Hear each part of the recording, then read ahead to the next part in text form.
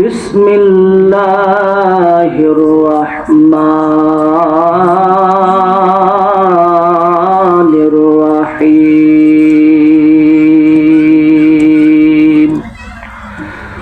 ইন্নাল্লাহা ওয়া মালাইকাতাহু ইউসাল্লুনা আলান নাবী يا أيها الذين آمنوا صلوا عليه وسلموا تسليما। محبতের সাথে দরুদ ইব্রাহিম পড়ি সকলে। اللهم صل على محمد وعلى آل محمد كما صليت على إبراهيم وعلى آل إبراهيم إنك حميد مجيد. اللهم بارك على محمد وعلى آل محمد كما باركت على إبراهيم وعلى آل إبراهيم إنك حميد مجيد. الحمد لله. সমস্ত প্রশংসা সেই মহান রব্বুল ইজ্জাতের জন্য, যেই মহান আল্লাহ পাক আমাদেরকে অত্যন্ত ভালোবেসে মহব্বত করে আজকের এই জালিসুর রহমান বেহেশতের বাগানে এসে বসার তৌফিক ইনায়েত করেছেন। এজন্য শুকরিয়া তান। সকলেই জবান খুলে উচ্চ স্বরে বলি আলহামদুলিল্লাহ। লক্ষ কোটি দরুদ ও সালাম জনাবে মুহাম্মদ মুস্তাফা সাল্লাল্লাহু আলাইহি ওয়াসাল্লামের উপর সকলে পড়ি সাল্লাল্লাহু আলাইহি ওয়াসাল্লাম। আল্লাহ পাক আমাদেরকে আজকের এই বেহেশতের বাগানে এসে বসার তৌফিক দিয়েছেন। এজন্য আমরা খুশি না বেজার? এই জায়গায় আল্লাহ পাক সকলকে আসার তৌফিক দেয় না। যাকে ভালোবাসেন তাকেই আল্লাহ পাক নেক কাজ করার তৌফিক দান করেন, তিনি মজলিসে বসার তৌফিক দান করেন। আল্লাহ পাক এই পৃথিবীতে বান্দাদেরকে পাঠিয়েছেন একটি উদ্দেশ্য দিয়ে। সেই উদ্দেশ্য হলো বান্দা এই পৃথিবীতে আসার পরে আল্লাহ পাকের হুকুম আদেশ মানবে, আল্লাহ পাকের ইবাদত করবে। একমাত্র ইবাদতের জন্যই আল্লাহ পাক এই পৃথিবীতে পাঠিয়েছেন। আর এই ইবাদতের বিনিময়ে আল্লাহ পাক বান্দাকে জান্নাত দান করবেন। সুবহানাল্লাহ। আল্লাহ পাক তিনি বলেন যে এই ইবাদত করার জন্য বান্দার ধৈর্যের প্রয়োজন পড়বে। বান্দা ইবাদত করতে চাবে না, তার মন ইবাদত থেকে অনেক দূরে থাকবে, গুনার কাজ করতে চাইবে। শয়তান তাকে বারবার ধোঁকা দিয়ে গুনার কাজ করাবে, ইবাদতের মধ্যে মন বসাতে পারবে না। এরপরেও যেই বান্দা দুনিয়ার সমস্ত শগল সমস্ত ব্যস্ততা থেকে বিরত থেকে একমাত্র আল্লাহ পাকের আদেশ মান্য করে, আল্লাহ পাকের আদেশ অনুযায়ী ইবাদত করে, দুনিয়ার জীবন যাপনও করে, আল্লাহ পাকের ইবাদতও করে, ধৈর্যের সাথে এভাবে চলতে থাকে, সে সফলকামী। আল্লাহ পাক সূরা আলে ইমরানের ভিতরে তিনি ঘোষণা করেন, ইয়া আইয়ুহাল্লাযীনা আমানুসবিরু ওয়া সাবিরু ওয়া রাবিতু ওয়াত্তাকুল্লাহা লাআল্লাকুম তুফলিহুন। হে ঈমানদারগণ, তোমরা ধৈর্য ধারণ করো এবং ধৈর্যের প্রতিযোগিতা করো। তোমাদের দেশের সীমান্ত রক্ষায় তোমরা অটল থাকো, কখনো তোমরা পিছপা হইবা না। লাআল্লাকুম তুফলিহুন। আল্লাহকে ভয় করো, আশা করা যায় তোমরা সফলকামী হইবা। আল্লাহ পাক সূরা আলে ইমরানের শেষের আয়াতের ভিতরে 200 নম্বর আয়াতের ভিতরে বান্দাদেরকে কয়েকটি সবক শিক্ষা দিয়েছেন। 1 নম্বর আল্লাহ পাক বলেন, ইয়া আইয়ুহাল্লাযীনা আমানুসবিরু, হে ঈমানদারগণ তোমরা ধৈর্য ধারণ করো। 2 নম্বরে আল্লাহ পাক আদেশ করেন, ওয়াসাবিরু, তোমরা ধৈর্যের প্রতিযোগিতা করো। 3 নম্বর আল্লাহ পাক বলেন, ওয়ারাবিতু, তোমাদের এলাকা তোমাদের দেশের সীমান্ত রক্ষায় তোমরা অটল থাকো। 4 নম্বর আল্লাহ পাক আদেশ করেন, ওয়াত্তাকুল্লাহ, আল্লাহকে ভয় করো, লাআল্লাকুম তুফলিহুন। এই 4 কাজ যদি তোমাদের মধ্যে পাওয়া যায়, 4টি আমল যদি তোমরা করতে পারো, তাহলে আশা করা যায় তোমরা সফলকামী হইবা। সুবহানাল্লাহ। সফলকামী হইতে হলে আল্লাহ পাক যে আমাদেরকে 4টি আদেশ করেছেন, এর মধ্যে 1 নম্বর আদেশ হলো, ইয়া আইয়ুহাল্লাযীনা আমানুসবিরু, হে ঈমানদারগণ তোমরা ধৈর্য ধারণ করো।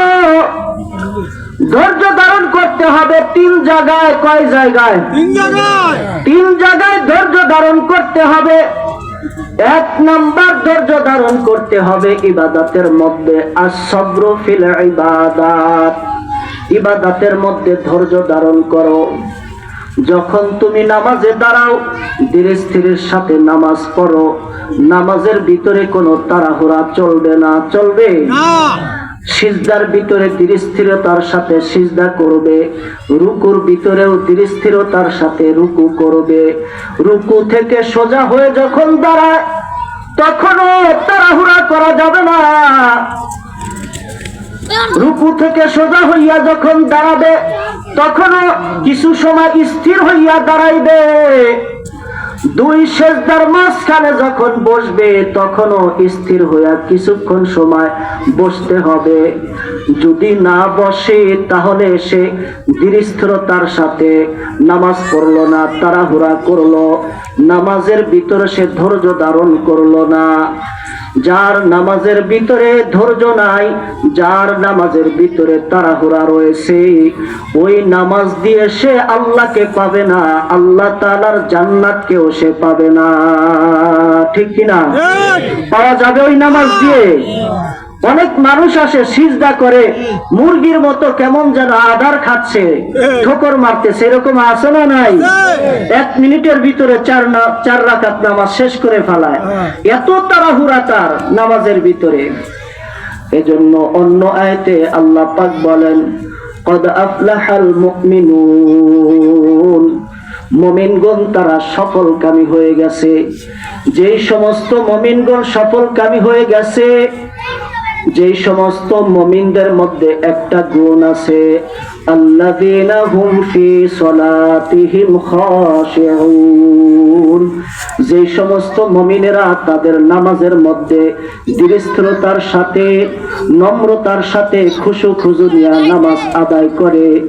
যার নামাজের মধ্যে খুশু খুজু পাওয়া যাবে, ওই নামাজ তাকে গুনাহের কাছ থেকে বাঁচাবে। যার নামাজের মধ্যে সবর পাওয়া যাবে, ধৈর্য পাওয়া যাবে, ওই নামাজ তাকে জান্নাত পর্যন্ত পৌঁছায় দিবে। ঠিক কিনা? তাহলে নামাজ পড়তে হবে ধৈর্যের সাথে। 1 নাম্বার ধৈর্য হলো কিসের মধ্যে? ইবাদতের মধ্যে। আস-সাবরু ফিল ইবাদাত, ধৈর্যের সাথে ইবাদত করতে হবে। রোজা রেখেছে, রোজা রাখার পর কষ্ট হয়, কিন্তু কষ্টের কারণে এমন পরিস্থিতি তৈরি করা যাবে না, আফসোস করা যাবে না, হায় আজকে অনেক কষ্ট হচ্ছে, আর সামনে রোজা রাখবো না, ক্ষুধার যন্ত্রণা সহ্য করা যায় না, এমন যদি বলা বলি করে, তাহলে কি তার রোজা নামক ইবাদতের মধ্যে তার ধৈর্য আছে? নাই।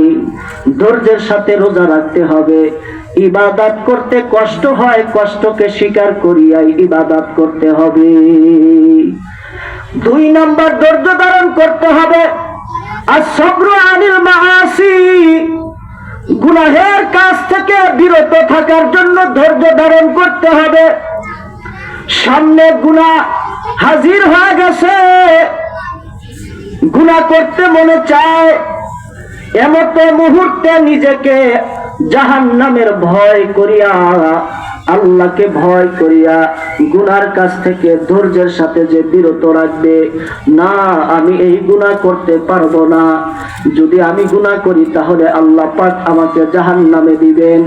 আল্লাহকে ভয় করিয়া, জাহান্নামকে ভয় করিয়া গুনাহের কাছ থেকে যে বান্দা বিরত থাকলো, গুনাহ থেকে বিরত থাকার জন্য ধৈর্যের উপরে অটল থাকলো, ওই ব্যক্তি সফলকামী হয়ে যাবে। 3 নাম্বার, as-sabru ফিল মুসিবা, বিপদের মধ্যে যখন পড়ে যাবে তখন ধৈর্য ধারণ করতে হবে। বিপদে পড়িয়া হাই হুতাশ করা যাবে না। ভাইরা আমার, বিপদ আসে আল্লাহ পাক তার বান্দাকে পরীক্ষা করার জন্য।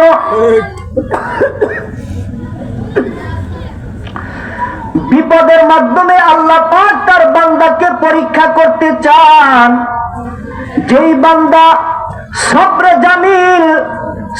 জামিলের মাধ্যমে, ধৈর্য ধারণের মাধ্যমে বিপদের সময়টা পার করবে, ওই ব্যক্তি আল্লাহ তাআলার কাছ থেকে পুরস্কার পাবে। আল্লাহ পাক বলেন, বান্দাকে আমি পরীক্ষা করার জন্য এক এক সময় এক একটা বিপদ দিয়ে থাকি।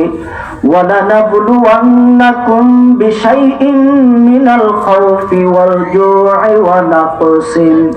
وَنَقْصٍ مِّنَ الْأَمْوَالِ وَالْأَنفُسِ وَالثَّمَرَاتِ وَبَشِّرِ الصَّابِرِينَ।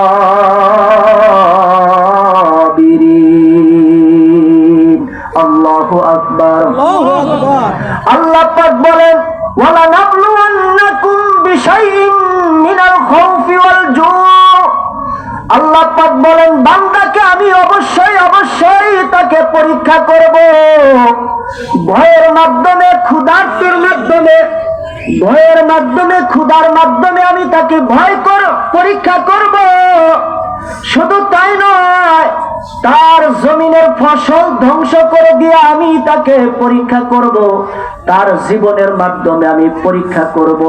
কখনো তার জীবনের উপরে কঠিন চাপ এসে যাবে, কখনো সন্ত্রাসে আক্রমণ করবে, কখনো বান্দাকে অসুস্থতা দিয়া পরীক্ষা করবেন, এমন বড় অসুস্থতা দিয়া দিবেন, দেখি বান্দা অসুস্থতার মধ্যে পড়িয়া আমি আল্লাহকে ভুলে যাই কিনা, নাকি অসুস্থতা অবস্থার মধ্যে পড়িয়াও আমি আল্লাহ পাকের ইবাদতের মধ্যে মশগুল থাকে। আমি তাকে